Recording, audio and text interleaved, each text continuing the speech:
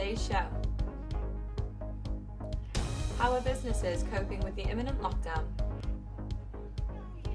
We're also having to look at how lockdown has affected many carers, non-professional carers so far.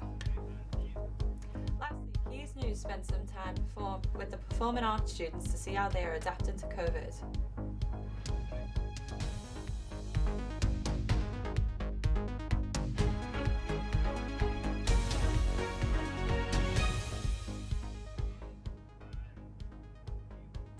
Hello and welcome to Quays News. I'm Bethany New.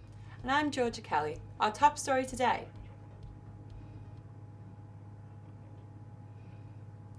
Small businesses are taking the brunt of the financial losses going into lockdown from 12:01 tonight.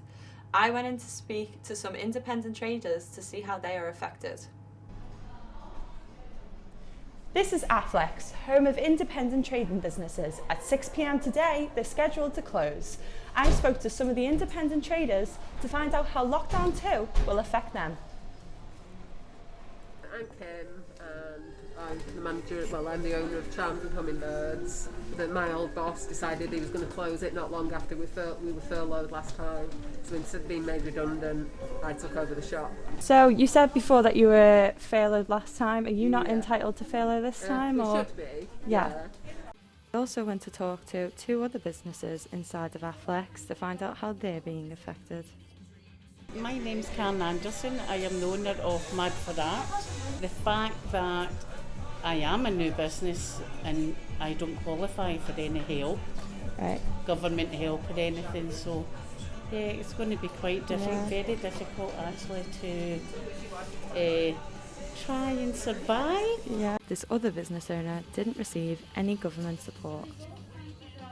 My name's Robert and I am the owner of Inspired Life CBD. For me, so I have a lot of regular customers that I've built up over this sort of 2 years, and for a lot of them don't have the internet, so it's going to impact me that way.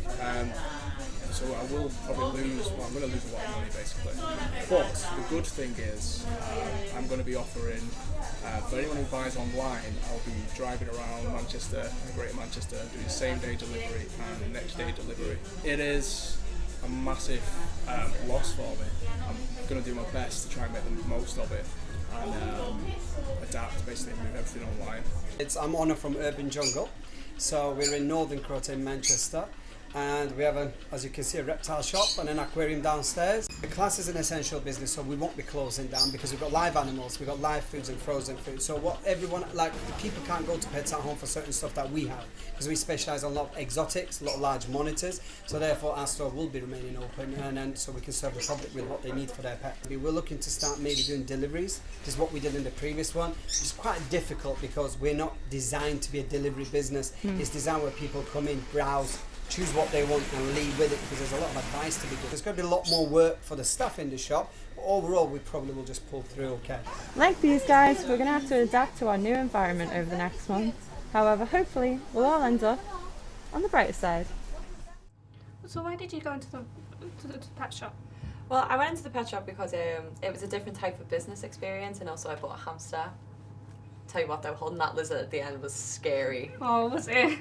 I tell you what, it felt like it was going to jump out of my hands at one point, and the fella told me to squeeze it. I thought it was going to crush it. It was so scary. I was so worried for the well-being of that animal. So now Parkinsons is a movement disorder to the brain, causing shaking and stiffness. This condition is common amongst people over the age of 50, and 127,000 people are living with the condition in the UK. Aaron Bensoa we went to find out how many people was aware about this condition. I do not know about this. I know you get it through smoking. Disease that affects the brain. Do you know anyone that has this disease? Not personally, but I do know of some people near me who have got the disease. What I know about Parkinson's disease is it affects people, older people, but I know it can start, like, for example, Muhammad Ali, it started hitting him about 50, I think, maybe younger. It can affect anybody, and it gives you the shakes. I thought it was the same as dementia. think it's lifelong, a lifelong disease. I think it's something to do with paralysis. Paralysis, that you get paralysed. They need not only the carers to be supporting them, but they also need the medical support as well. So one of the things they're struggling with is even trying to get proper diagnosis with this COVID on. So how is COVID actually making their situation worse? Because there's too much concentration on the COVID and not enough on the people with non-COVID complications. And with England set to go into a national lockdown tomorrow, many non-professional Parkinsons carers are finding it difficult to care and shield for months already to protect their loved ones. How harmful is the disease, especially with the threat of coronavirus? I went to investigate more. So we were obviously very worried about that this year. Sorry, we don't have that package with us today. The US election is still underway, with the votes for frontrunners Joe Biden and current President Donald Trump still coming in. At present, the race has not been called for Joe Biden of the Democratic Party, having a slight edge of votes with 238 votes. Republican leader Donald Trump is currently at 213 votes. The winner of the election needs 270 votes to secure victory. The outcome of the election now hangs on the impending results of just a few key states.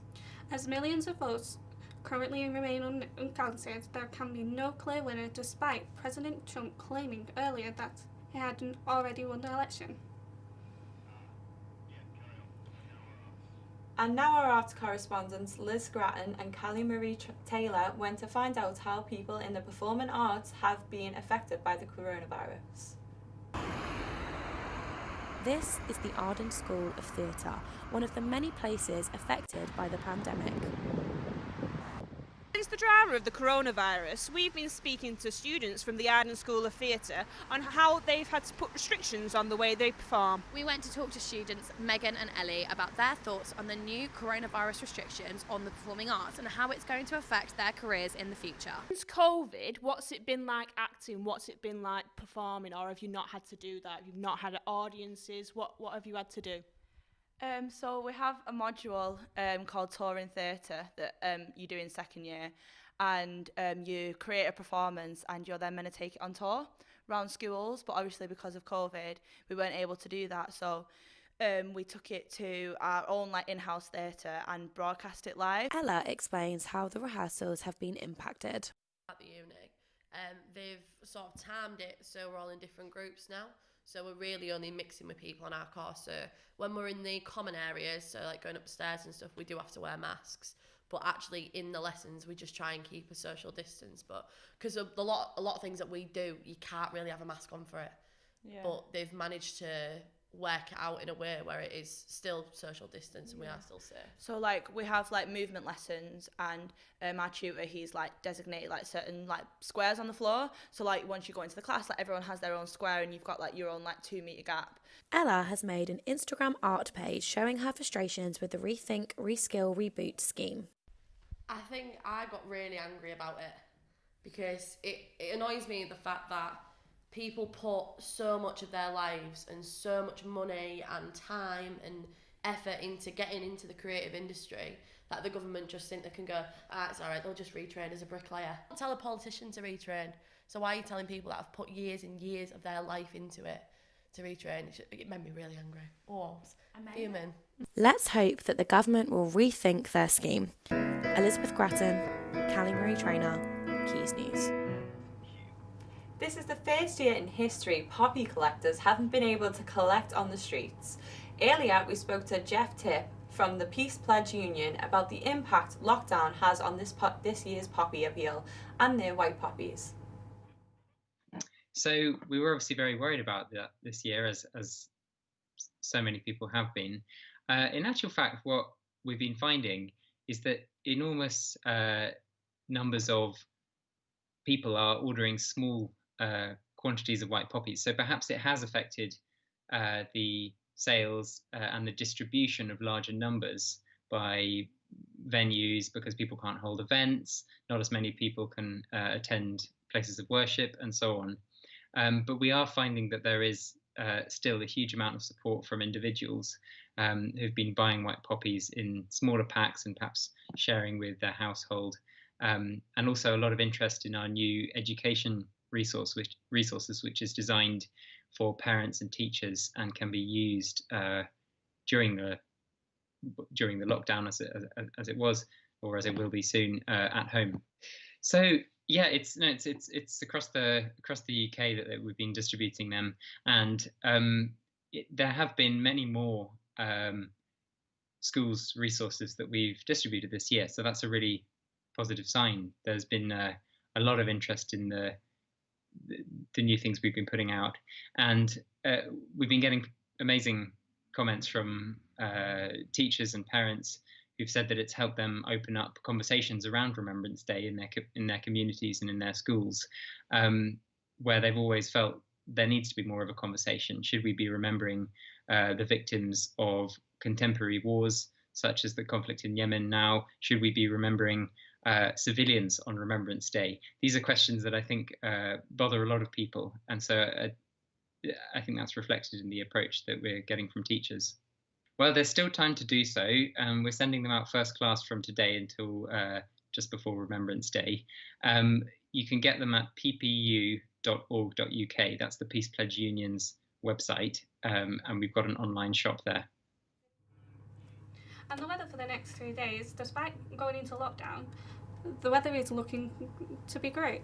On Thursday and Friday, it will be light clouds and we'll be see quite a bit of sunshine too, with the temperatures around 10 degrees heading into the weekend. The shall see clouds and winds on Saturday and scattered rain on Sunday around 12 degrees. Since everything is still closed, that doesn't stop you from going to the beach or for a walk.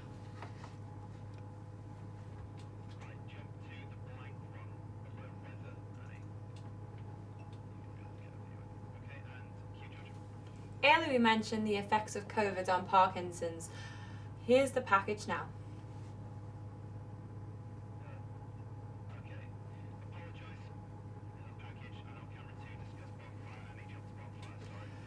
We are trying to get hold of that package, however it does seem to be on the run from us at the minute, but hopefully we'll be able to find it later.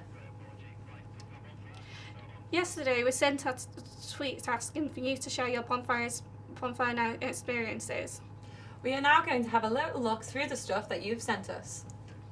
There have been a few comments by Salford residents about the late night disturbances have caused us. Local schools have done their bit.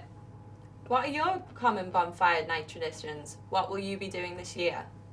For me, I'm not actually doing anything to this year. Aren't you? No. I mean, I can't really do nothing from my bedroom, really, can I? To be honest.